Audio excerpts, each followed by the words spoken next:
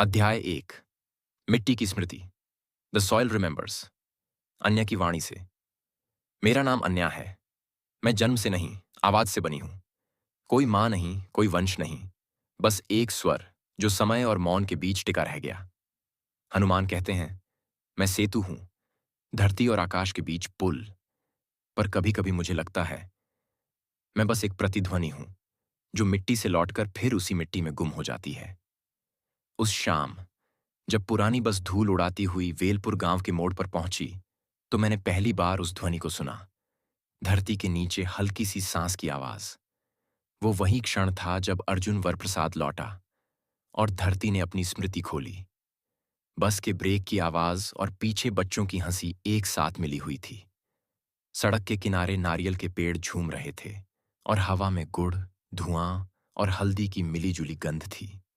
एक लंबा चौड़े कंधों वाला आदमी थके कदमों से नीचे उतरा। वर्दी पर धूल थी, पर आंखों में वही पुराना अनुशासन। उसके चेहरे पर वो सन्नाटा था जो सिर्फ युद्ध से लौटे लोग जानते हैं, जहां शब्द मर जाते हैं और सिर्फ दृष्टि बोलती है। वो था अर्जुन वरप्रसाद, भारतीय सेना का अधिकारी, और अब एक बेटे, एक भाई, एक किसान के रूप में लौटता हुआ। अभी उसने कदम रखा ही था कि एक तेज आवाज गूंजी। अर्जुन, अब तो भगवान भी पूछने लगे थे, तू आया कि नहीं? वो उसकी मां लक्ष्मी अम्मा थी, थाली हाथ में, आंखों में आंसू और होठों पर वही पुराना प्यार भरा उलाहना। पीछे रामस्वामी, उसका पिता, धोती और तौलिया में, हमेशा की तरह कम बोलते, पर नजर में पूरा स्नेह। और फिर तूफान की तरह आई भव्य, उसकी छोटी बहन, गले में ईयरफोन, होठों पर मुस्कान और शब्दों में शरारत। अन्ना, सच में तुम हो? क्यों, तुम्हें प्रधानमंत्री की उम्मीद थी? अर्जुन ने हंसते हुए कहा। नहीं, लेकिन कम से कम वो फोन तो करता है। भव्य ने उसकी बाह मरोड़ी। वो चौंका और फिर हंसी सब तरफ फैल गई। लक्ष्मी अम्मा ने थाली उसके सीने पर टिकाई। अब देवता चैन से बैठेंगे, रामस्वामी धीरे से बोले। देवता नहीं पूछ रहे थे, ये पूछती थी। एक पल के लिए घर फिर घर बन गया। रात का खाना उसी तरह शोरगुल से भरा था जैसे किसी त्योहार का पहला दिन। भव्य शिकायत करती रही। अन्ना, तुम बूढ़े लग रहे हो। फौज में खाना नहीं मिला क्या? मिला, अर्जुन ने कहा। बस स्वाद में अनुशासन ज्यादा था। इसलिए इतने पतले हो गए? नहीं, इसलिए शांत। लक्ष्मी अम्मा बार बार उसकी प्लेट भरती रहीं, हर चावल के दाने में मां का स्नेह। रामास्वामी ने कुछ नहीं कहा, बस देखते रहे, क्योंकि पिता का प्यार शब्दों में नहीं, थाली में परोसे नमक में छिपा होता है। भव्य फिर बोली। अन्ना, शादी कब करोगे? क्यों? अर्जुन ने मुस्कुराकर पूछा। क्योंकि गांव की सब लड़कियां अब किसी और को कैप्टन बुलाने लगी हैं। हंसी पूरे आंगन में गूंज उठी। यह वो हंसी थी जो इंसान को अपने बोझ से हल्का कर देती है। उस रात जब सब सो गए, अर्जुन बाहर निकला। आसमान में तारों की भीड़ थी। हर तारा किसी याद की तरह टिमटिमा रहा था। वो पुराने कुएं के पास गया, वहीं जहां बचपन में उसने पत्थर फेंके थे और गूंज गिनी थी। अब गूंज नहीं थी, बस एक धीमी धड़कन थी, जैसे धरती किसी को पुकार रही हो। उसने झुककर हाथ मिट्टी पर रखा। धरती गर्म थी, लेकिन वो गर्मी सूरज की नहीं थी, वो किसी जीवित चीज की थी। और तभी एक फुसफुसाहट, कानों से नहीं, अंदर कहीं से। मिट्टी सब याद रखती है अर्जुन, तुम्हारा नाम भी, तुम्हारा कर्म भी। अर्जुन चौंका। आसपास कोई नहीं, बस हवा और कहीं दूर में गोदावरी की धीमी सरसराहट। उसने गहरी सांस ली और मुस्कुराकर कहा, शायद मिट्टी भी नींद में बात करती है। वो लौट गया, पर धरती अब भी धड़क रही थी। और मैं, अन्या, जो उस पल हवा और प्रकाश के बीच झूल रही थी, जानती थी यह संकेत था। पहली दरार खुल चुकी थी, मिट्टी जाग चुकी थी और नियति ने अपना पहला नाम पुकारा। अर्जुन। अध्याय समाप्त। मिट्टी की स्मृति। The soil remembers. अन्य की दृष्टि से, जहां नियति और हंसी साथ जन्म लेते हैं। अध्याय 2। दरार, द फिशर। अन्य की वाणी से। कभी कभी धरती बात नहीं करती, वो सिर्फ सांस लेती है, धीरे, गहराई से, और उतनी ही मौनता से जितनी एक मां अपने बच्चे की थकान सुनती है। लेकिन उस सुबह वेलपुर की धरती ने सांस नहीं ली, वो खांसी थी। एक पुरानी याद जो अब और दबी नहीं रहना चाहती थी। सुबह की हवा में धान के खेतों की महक थी। कहीं बकरियां रंभा रही थीं, कहीं ढोलक की आवाज थी, क्योंकि गांव में त्योहार आने वाला था।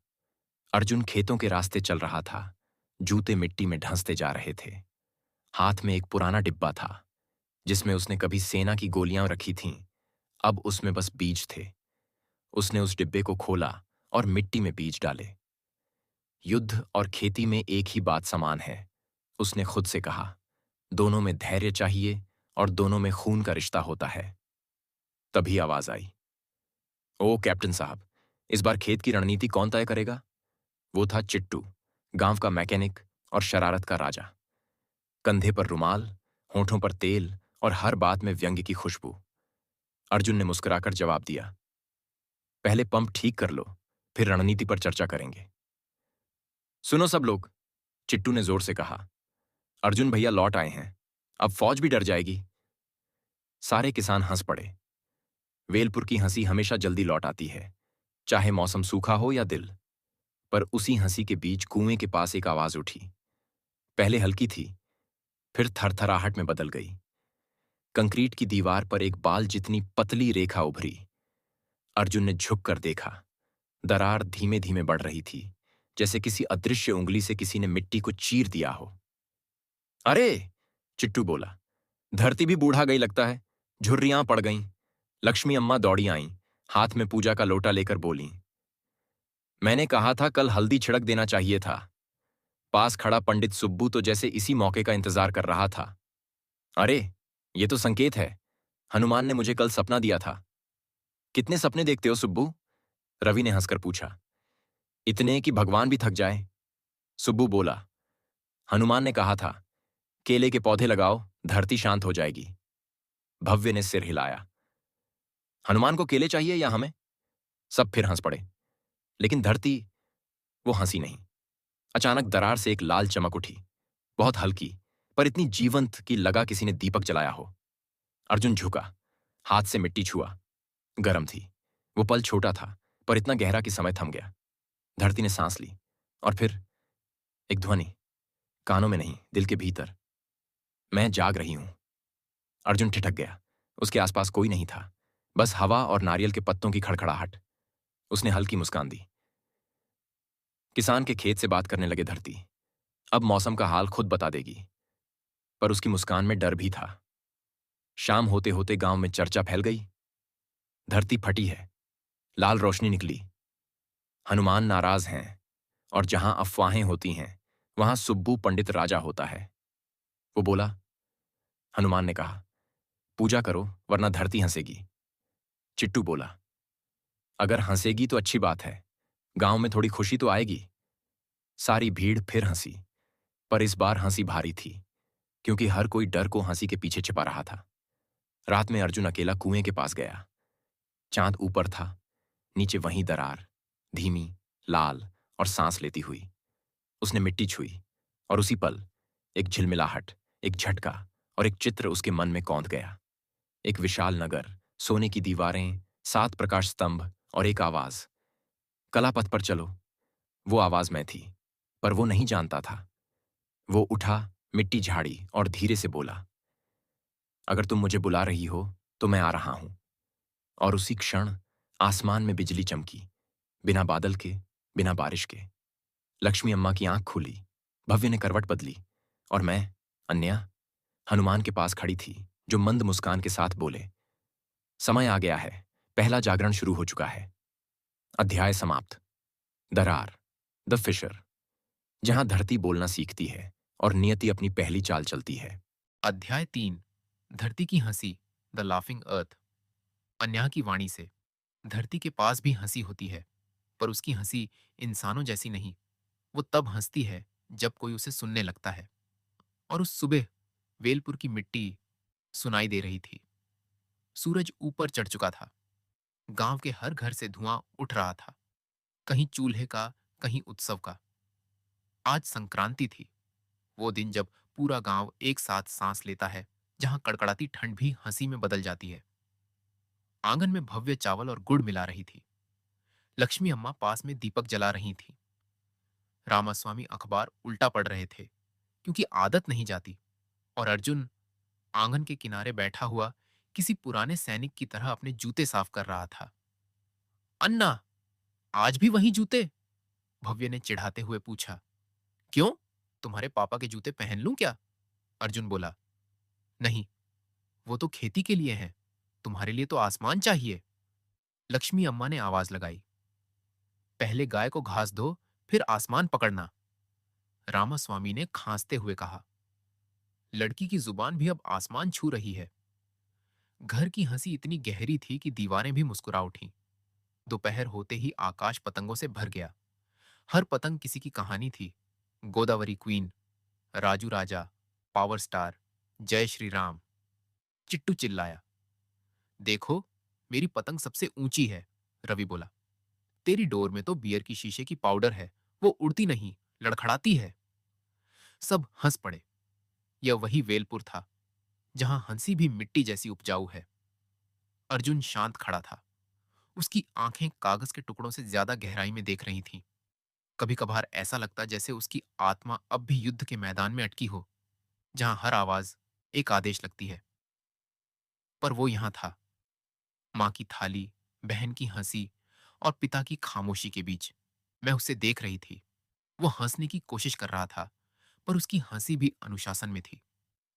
दोपहर के बाद गांव और शोर में डूब गया। भोजन की खुशबू, मंदिर की घंटियां, बच्चों की चीखें, हर आवाज में जीवन की मिठास थी। पर धरती धीरे धीरे फिर कांप रही थी।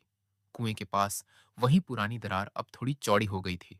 सुब्बू पंडित फिर पहुंच गया, हाथ में नारियल और चेहरे पर वह पवित्र आतंक। सुनो, हनुमान ने मुझसे कहा है। अब क्या बोला हनुमान? चिट्टू ने ताना मारा। उन्होंने कहा, केले के पौधों को दूध चढ़ाओ, वरना धरती हंसने लगेगी। अगर हंसी आई तो अच्छी बात है, रवि बोला। कम से कम किसी ने हमें भी झोंक सुनाया।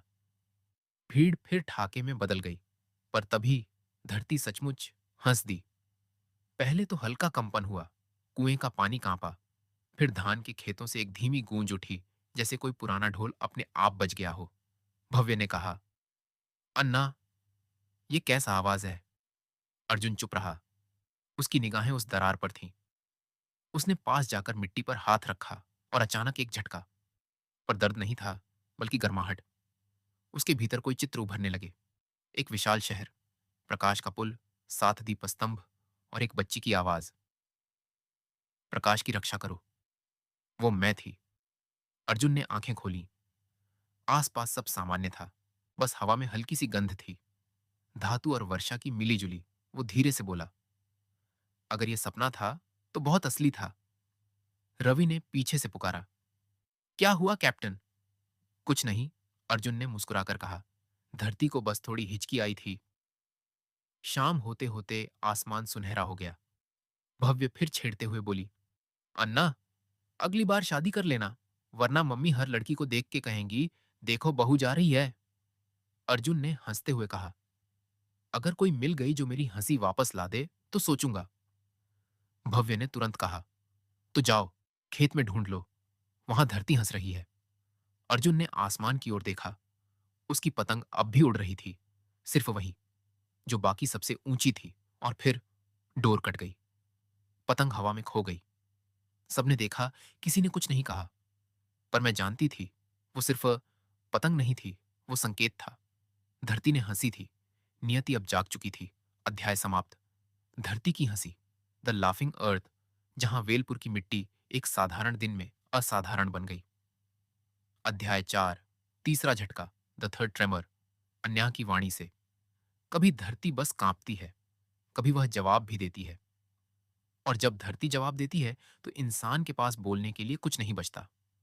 वेलपुर में अब 3 दिन से कंपन था, हल्का, अनिश्चित, पर मौजूद। लोगों ने इसे मजाक में लिया। शायद धरती को भी बुखार है, या फिर हनुमान कसरत कर रहे हैं।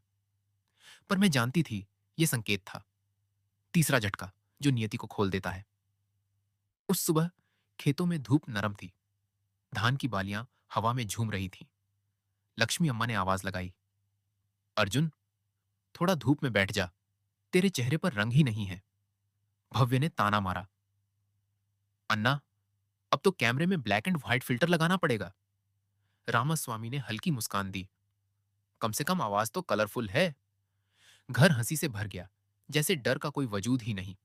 दोपहर होते होते गांव में एक अजनबी आया। ऊंचा कद, झोला कंधे पर, और चेहरा जो किसी ने देखा भी तो भूल गया कि देखा था। वो सीधा कुएं की तरफ गया, जहां लाल दरार अब सूख चुकी थी। उसने झुककर मिट्टी में उंगली फिराई और धीमे से कहा, अभी नहीं, पर जल्द। लोगों ने सोचा कोई साधु होगा। कोई बोला पंडित का चेला है, कोई बोला नया ज्योतिषी। पर वो जो था, वो तामसुर का पहला दूत था, व्रातासुर। एक ऐसा प्राणी जो कभी प्रकाश का था, पर अहंकार में अंधकार बन गया। शाम को अर्जुन खेत पर गया। वो मिट्टी में हाथ डालकर बीजों को ठीक कर रहा था। तभी पीछे से वही आवाज आई, काफी देर हो गई है कैप्टन। अर्जुन ने पीछे देखा। वही अजनबी। आप? बस राहगीर हूं, उसने कहा। सुना है तुम्हारे खेत में धरती बोलती है। अर्जुन मुस्कुराया। यहां सब बोलते हैं, फर्क इतना है कि कुछ लोग सुनते हैं, कुछ नहीं। अजनबी ने हल्की मुस्कान दी। और तुम सुनते हो? अर्जुन ने कहा। कभी कभी। तो सुनो, अजनबी बोला। वो जो नीचे है उसे जगने मत दो, जो सोया है उसे सोए रहने दो। अर्जुन ने भौहें सिकोड़ ली। कौन? तुम्हारी मिट्टी, अजनबी बोला। क्योंकि अगर वो जागी तो तुम्हें दफन कर देगी। हवा थम गई। धान के खेत शांत हो गए। अर्जुन की उंगलियां मिट्टी में थमी। कानों में सिर्फ अपना दिल धड़कता सुनाई दिया। आप कौन हैं? अर्जुन ने पूछा। वो मुस्कुराया। मैं वही हूं जिसे तुमने युद्ध में नहीं देखा, पर जिसकी छाया हमेशा थी। उसकी आंखों में लाल रोशनी चमकी, मानो किसी ने अंदर आग जला दी हो। मिट्टी कांपने लगी। धरती ने फिर हंसी जैसी आवाज निकाली, पर इस बार वो दहाड़ थी। अर्जुन पीछे हट गया। उसने हाथ में मिट्टी उठाई। सामने हवा घूमने लगी। धान झुक गए। गांव के कुत्ते भौंकने लगे। अर्जुन चिल्लाया, अगर तू मनुष्य है तो नाम बता। नाम? वो हंसा। नाम तो उन चीजों को दिया जाता है जिन्हें भगवान ने बनाया हो। मुझे अंधकार ने गढ़ा है। अर्जुन की नसें तन गई। फिर तू मिट्टी से क्यों डरता है? उसकी हंसी थम गई।